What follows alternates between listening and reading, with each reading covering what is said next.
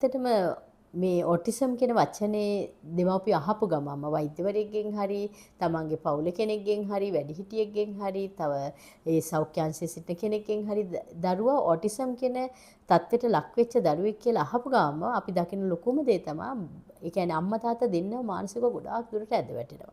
ඇද වැටෙන්න හේතුව තමයි මොකද සමහර වෛද්‍යවරු ඉන්නවා සමහර චිකිත්සකවරුන් ඉන්නවා ඒ අයව ගොඩාක් දුරට එන්කරේජ් කරනවා. නෑ මේක අපිට පුළුවන්. මේක දරුවට අපිට ජීවිතය දෙන්න පුළුවන් කියන වචනේ නැතුව අම්මලගේ ජීවිතේ ඉවරයි. දැන් මේ දරුවා අයින් කරන්න.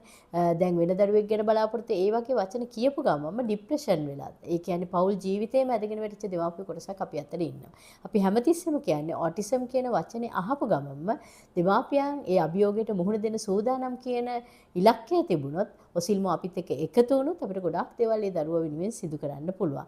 මෙතන වෙලා තියෙන්නේ ඔටිසම් කියන එම අභියෝගයට චැලෙන්ජ් කරන්න නම් ඉවසීම අනිවාර්යයෙන්ම අපිට ඕනේ. අනිත් එක තමයි අපි තුල ඒ කියන්නේ මේ ගැන විශ්වාසය තියෙන්න ඕනේ. දරුවා චැලෙන්ජ් කරද්දී අම්මා තාත්තා දෙන්නගෙම තියෙන සාමූහිකත්වය, වැඩිහිටියන්ගේ තියෙන උදව්ව.